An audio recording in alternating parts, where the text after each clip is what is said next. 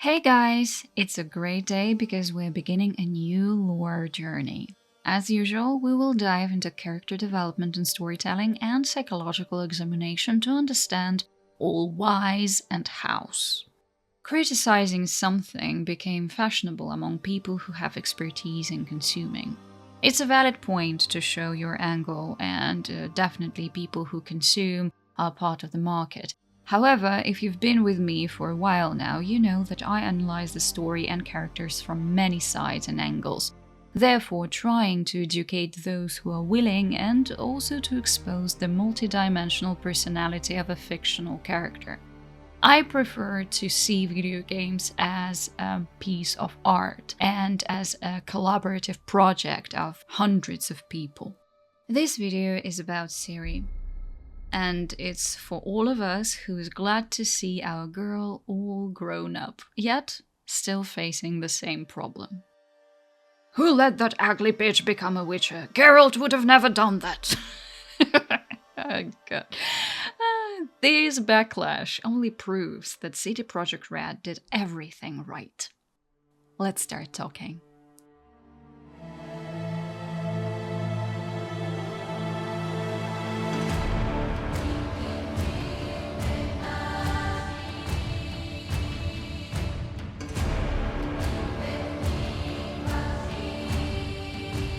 Ciri is one of the most compelling characters in Sapkowski's The Witcher series and The Witcher 3 Wild Hunt video game. Her journey from an orphaned princess to a trained witcher-like figure and potentially a savior of worlds makes her character arc one of survival, transformation, resilience, and defiance against destiny.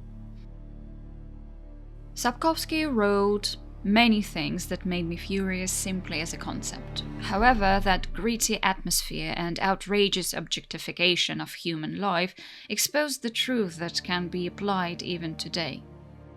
No matter who you are and how much influence or power you possess, your life is never yours.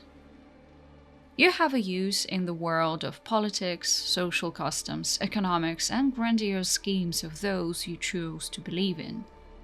The only productive thing you can do is apply your skills to survive in this madness.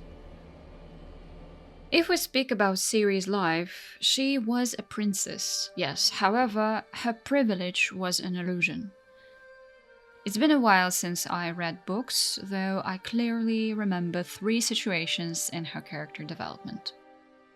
First, at the age of 8, Ciri asked Yennefer when is a good time to start having sex.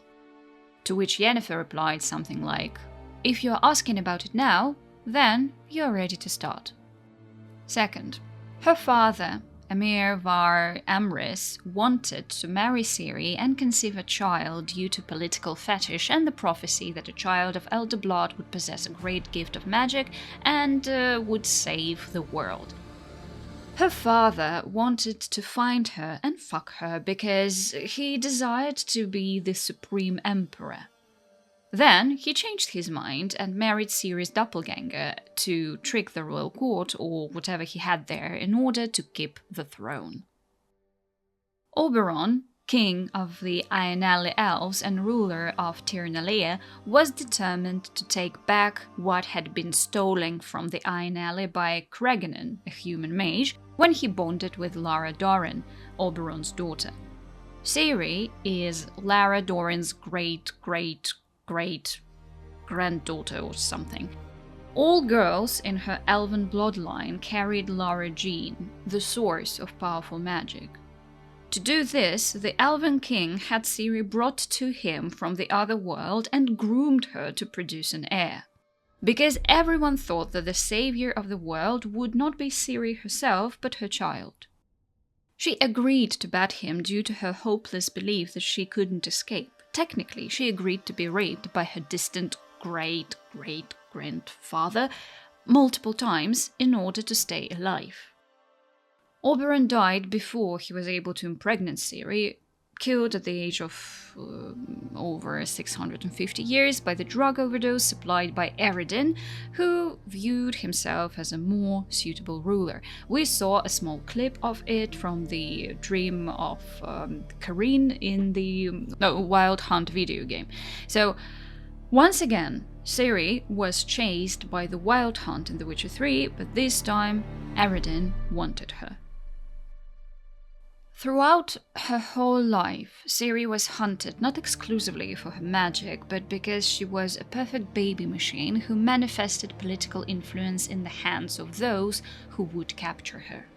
Knowing that, this analysis will help us explore Ciri's depiction, focusing on her experiences in The Witcher 3, her background in the books, and how her lifelong traumas and desire to become a witcher shape her identity, trapping her in a particular behavioral pattern. This pattern even supports things we can only theorize about before actually playing the next Witcher game.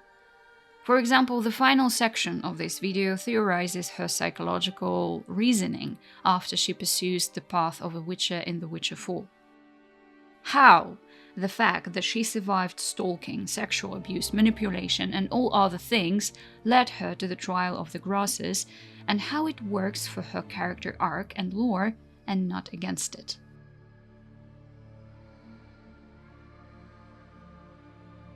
Ciri's childhood was marked by abandonment, political strife, and profound loss. Born to Pavetta and Duni, who we know as Emperor Emhyr Emreis now, her lineage tied her to the Elder Blood, granting her immense power, but also making her a pawn in grander schemes. When her parents were lost, Ciri was sent to live in Sintra with her grandmother, Queen Calante. Though Calante loved her, she treated Ciri as a political tool, arranging her marriage to further Sintra's interests. Ciri's autonomy was denied from an early age, planting the seeds of her defiance against imposed roles. When Nilfgaard invaded Sintra, Ciri's life took a brutal turn. The massacre of her home, the death of her grandmother, and her desperate escape left her scarred and alone.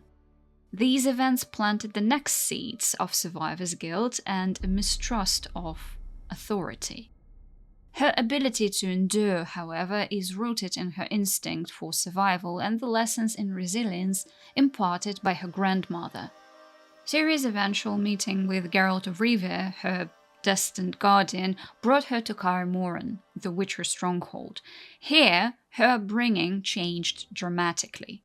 Under the mentorship of Vesemir, Lambert, Askel, and Geralt, Ciri underwent rigorous physical training. Though she would never become a full witcher, she gained her combat skills, survival instincts, and companionship. She even calls herself a witcher when she is still young in the books. At Kaer Morhen, Ciri found belonging and acceptance, but the training also introduced her to a brutal lifestyle that demanded the suppression of emotional vulnerability. Her time there forged her resilience, but also left her grappling with her identity.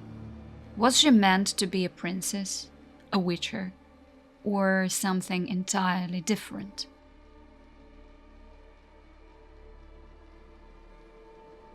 In The Witcher 3, Ciri is no longer the child yearning for guidance, but a young woman fleeing the riders of the Wild Hunt.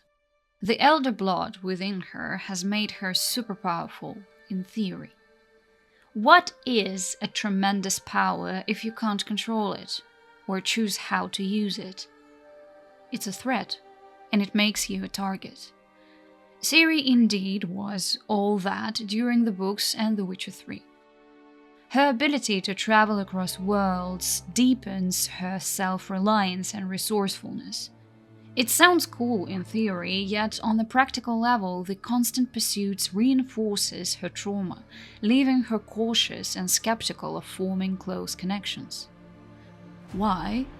Well, because staying in one place with a stable set of people for whom she cares about endangers them and the place where they live and prosper.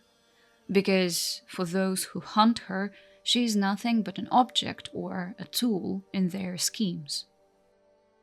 Ciri's wish to become a Witcher stems from her experiences at Kaer Morhen. The Witcher lifestyle represents freedom, agency, and equality, qualities denied to her as a princess or a pawn of destiny. Unlike her royal lineage, being a Witcher offers a path she can choose for herself, unburdened by expectations or power struggles. Her skills as a swordswoman and her discipline and training affirm her capability to live this life. Yet, as Geralt's so-called daughter, she internalizes his morality, which adds a layer of complexity to her decision-making. Unlike some Witchers who detach themselves emotionally, Ciri struggles to reconcile her desire for detachment with her deeply empathetic nature. Throughout the game, Ciri's emotional arc revolves around reclaiming her agency. Players see her growth through the decisions Geralt makes and her reactions to them. If Geralt nurtures her confidence, she emerges as a more self-assured and independent person by the game's end. The Witcher ending, where Ciri takes up the mantle of a monster hunter, represents her ultimate act of defiance against the roles imposed on her. She chooses a life of her own, free from royal obligations and elder blood responsibilities. However, if you force her to the throne or betray her wish to be free, Geralt loses her. Therefore, the only way for him to have at least some presence in her life is to accept her will to become her own person. If Geralt dares to tell her off or force her to become something she disdains, he will become another face of authority who betrayed her. Therefore, it will only deepen her trauma. She will get one more proof that neglecting social bonding is a solid way to save herself and live her life in constant running. That is a behavioral pattern I spoke about at the beginning of this video. Being a runaway, failing to build relationships and stay in one place in order to calm the urge to live your life the way you want to. To me, it's understandable. She has sacrificed too much of her body, spirit, and life. Why spend the rest of it to please others? It might surprise many people, but being an adult is not about the number of years you have lived. It's about being emotionally and financially independent, making decisions that work for your moral values while understanding that whatever happens afterwards with your body and spirit is your responsibility. Thinking that you can control everything is delusional, of course. However, we can control the choices in our lives. I'm sure that Ciri doesn't ask permission to manage hers and therefore finds a way to become a real Witcher. She makes that choice, understanding there is a possibility of death in the process. Depending on the story CD Projekt Red writers created, the prologue might be different for all of us. That's the best thing that you guys suggested last week, and I completely agree with you.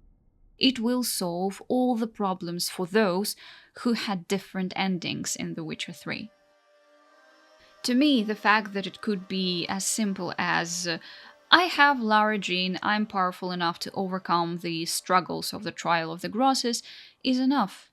It's lore accurate and it fits into Ciri's character arc. Even if she ended up as an Empress of Nilfgaard, or if she became a target again and was almost dead, or if she just chose to keep running. The weight of trauma has no expiration date. It will always stay with Ciri till she dies, forcing her to do what she desires and not what others want from her.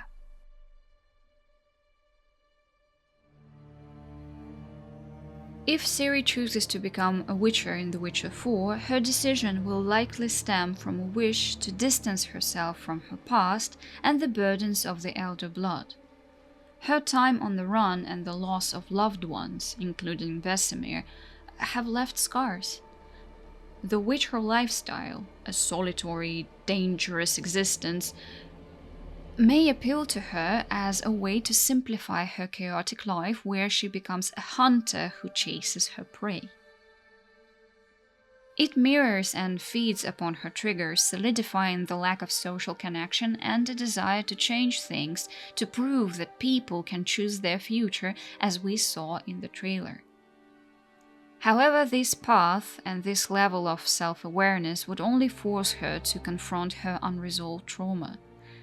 People don't like to change their views because changes bring destruction to the old traditions, opinions, and social rituals. I think the key triggers for Ciri's story will include, firstly, survivor's guilt. Starting from the massacre of Sintra, the deaths of her family, and the destruction caused by the Wild Hunt will never stop weighing heavily on her. Secondly, fear of loss. Her close bonds with Geralt, Yennefer, and others are rare sources of comfort. However, she fears losing them, and going her own way is just another option to distance herself to avoid this pain. And the last one is the burden of power.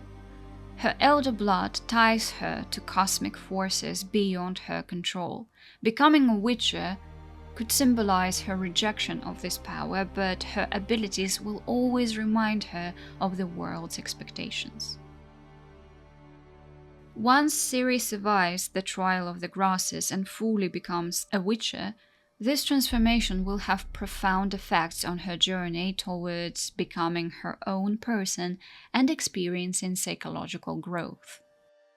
Surviving the trial would strip away one of the barriers that set her apart from other Witchers, granting her a physical transformation alongside her already developed skills. This could bring her closer to the ideal of living a life untethered from prophecies or politics, offering her a path to embrace the simplicity and autonomy she seeks. As a Witcher, Ciri could fully immerse herself in a lifestyle defined by choice rather than destiny. Surviving the trial of the grasses would signify her determination to claim the Witcher identity as her own, therefore completing the journey she began at Kaer Morhen. By mastering her new abilities and dedicating herself to monster hunting, she could further distance herself from the royal and elder blood expectations that have weighed on her. This choice would solidify her decision to prioritize freedom over obligation, cementing her place as an individual who defies the roles imposed on her. However, this path would not come without challenges. The process of undergoing the trial of the grasses, known for its excruciating pain and life-threatening risks, would leave a terrible mark on her psyche. It would confront her with the fragility of her own mortality, potentially amplifying her appreciation for life, while deepening her understanding of the sacrifices required to live as a Witcher. Becoming a Witcher would also catalyze significant psychological growth for Ciri. It would force her to confront and reconcile key aspects of her identity. Traditional Witchers have few emotions and are taught to suppress what is left to survive their dangerous lifestyles. Ciri, however, has always retained her empathy and emotional depth. Surviving the trial could provide her with a unique perspective. She could redefine what it means to be a Witcher by integrating practical vulnerability with the functional ruthlessness required for the role. The demanding nature of the trial could act as a form of catharsis, enabling Ciri to confront and process her lingering traumas. The trial's survival could symbolize a rebirth, allowing her to move forward without being haunted by her past. Sometimes there is no other way for a person to leave everything behind, isolate, and act like a function in order to find their true path. Ultimately, surviving the trial of the grasses would not only transform Ciri physically, but also mark a pivotal step in her character arc to fully define herself on her own terms. This evolution would deepen her character, showcasing her ability to grow beyond her traumas and embrace a life that is entirely her own.